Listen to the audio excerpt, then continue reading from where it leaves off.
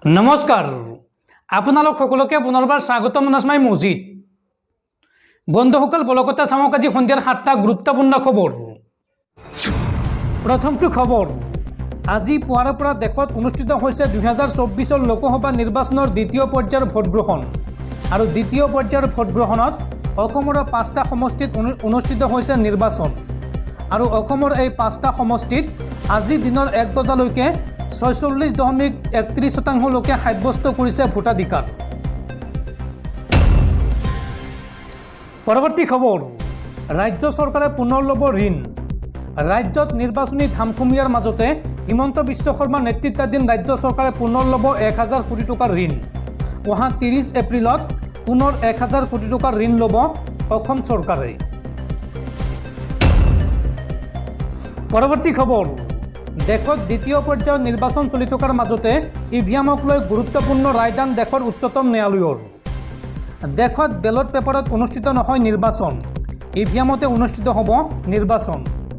100% VVPAT পৰীক্ষণৰ বাবে দাখিল কৰা আবেদন খাৰিজ দেশৰ উচ্চতম ন্যায়ালয়ৰ আৰু ইয়াৰ বিপৰীতে কোনোবা প্ৰাৰ্থীয়ে বিচাৰিলে ফলাফল ঘোষণাৰ পিছত নিজৰ খৰচত ইভিএমৰ পৰীক্ষা কৰিব পাৰিব বুলি ৰায় দিয়ে দেশৰ উচ্চতম ন্যায়ালয়ে।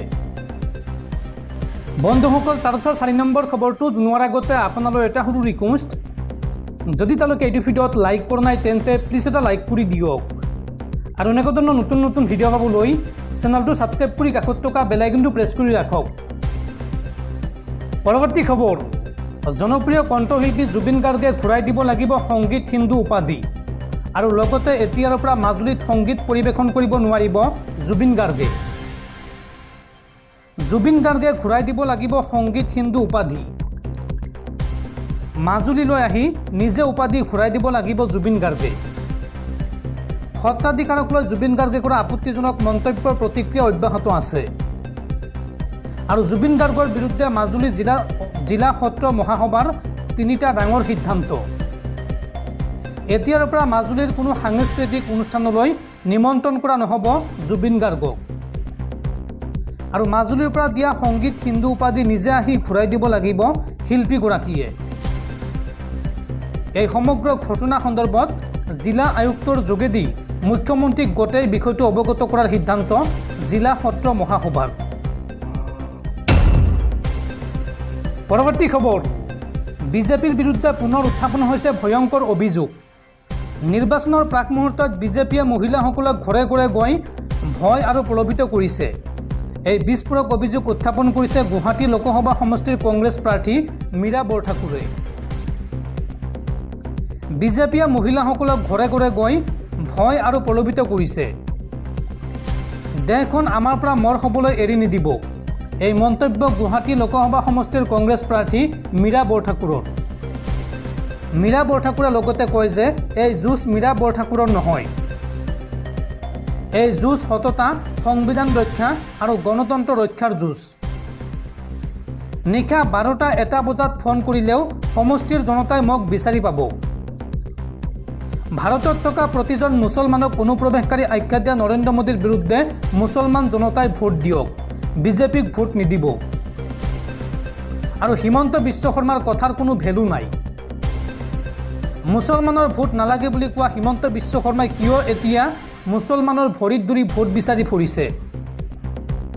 মুখ্যমন্ত্ৰী ডক্টৰ হিমন্ত বিশ্ব শৰ্মাৰ দুৰ্গত নিৰ্বাচনী ৰণৰংকা বজাই এই মন্তব্য কৰে গুৱাহাটী লোকসভা সমষ্টিৰ কংগ্ৰেছ প্ৰাৰ্থী মীৰা বৰঠাকুৰে। পৰৱৰ্তী খবৰ, ভাৰতত এইবাৰ বন্ধ হ'ব জনপ্ৰিয় মেছেজিং এপ হোৱাটছএপ। মেছেজ এনক্ৰিপশ্যনৰ সুবিধা আঁতৰালে বন্ধ হৈ পৰিব হোৱাটছএপ। দিল্লী উচ্চ ন্যায়ালয়ক এই কথা জনালে হোৱাটছএপ কৰ্তৃপক্ষই। পৰৱৰ্তী খবৰ, নিৰ্বাচনৰ সময়তে এইবাৰ বিজেপিত আৰম্ভ হৈছে মুকলি বিদ্ৰোহ। নিৰ্বাচনৰ দিনাই বিজেপিত বিদ্ৰোহৰ সূচনা।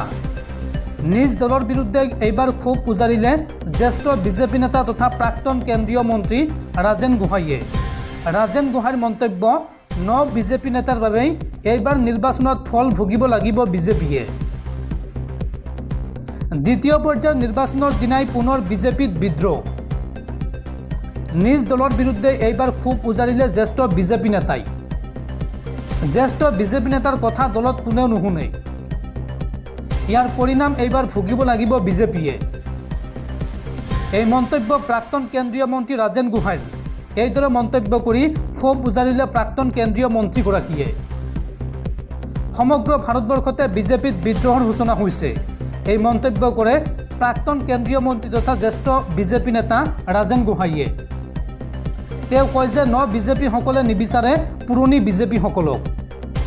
তেওঁলোকে বিচাৰে মাথো তেওঁলোকৰ পুৰণি বন্ধুসকলকহে, অৰ্থাৎ কংগ্ৰেছত থাকোঁতে তেওঁলোকৰ যিসকল বন্ধু আছিল তেওঁলোককহে বিচাৰে। তেওঁলোকৰ ভুলৰ বাবে আগন্তুক দিনত বৃহৎ ক্ষতি হ'ব দলৰ। সংখ্যালঘুক গুৰুত্ব দিয়াৰ পৰিণাম বিপৰীত হ'ব পাৰে দলৰ কাৰণে। কংগ্ৰেছৰ দৰে সংখ্যালঘু প্ৰীতিয়ে বিপদত পেলাব পাৰে আমাক।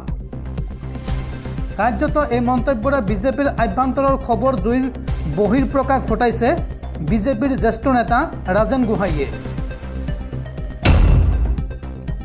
পৰৱৰ্তী খবৰ, অহা 27 এপ্ৰিলত অসমলৈ আহিব কংগ্ৰেছৰ ৰাষ্ট্ৰীয় অধ্যক্ষ মল্লিকাৰ্জুন খাৰ্গে। নিৰ্বাচনী প্ৰচাৰ চলাবলৈ অসমলৈ আহিব কংগ্ৰেছৰ ৰাষ্ট্ৰীয় অধ্যক্ষগৰাকী। নিখিল ভাৰত কংগ্ৰেছ কমিটিৰ ৰাষ্ট্ৰীয় অধ্যক্ষ তথা ৰাজ্যসভাৰ বিৰোধী দলপতি মল্লিকাৰ্জুন খাৰ্গে অহা 27 এপ্ৰিল শনিবাৰে দিনজোৰা কাৰ্যসূচীৰে অসমত উপস্থিত হ'ব। বিশেষ বিমানযোগে দিনৰ 11:30 গুৱাহাটী বিমানবন্দৰত উপস্থিত হ'ব কংগ্ৰেছৰ ৰাষ্ট্ৰীয় অধ্যক্ষগৰাকী। অসম প্ৰদেশ কংগ্ৰেছৰ বিভাগীয় সূত্ৰই জনোৱা অনুসৰি ইয়াৰ পিছতে খাৰ্গেই গুৱাহাটী মহানগৰীৰ কিৰণশ্ৰী হোটেলত দিনৰ 12 বজাৰ পৰা 1 বজালৈকে এখন সংবাদমেল সম্বোধন কৰিব। সংবাদমেল শেষ কৰি দিনৰ 2 বজাত হেলিকপ্টাৰ যোগে বৰপেটালৈ ৰাওনা হ'ব আৰু তাতে এখন নিৰ্বাচনী সভা সম্বোধন কৰিব। আৰু পুনৰ বিয়লি 4 বজাত গুৱাহাটীলৈ আহি বিশেষ বিমানযোগে ৰাষ্ট্ৰীয় অধ্যক্ষ মল্লিকাৰ্জুন খাৰ্গে দিল্লীলৈ উৰা মাৰিব বুলি জানিবলৈ দিছে অসম প্ৰদেশ কংগ্ৰেছ কমিটিয়ে। পৰৱৰ্তী খবৰ, মহাযুদ্ধৰ মাজতে ইজৰাইলৰ সন্মুখত ভয়ংকৰ বিপদ।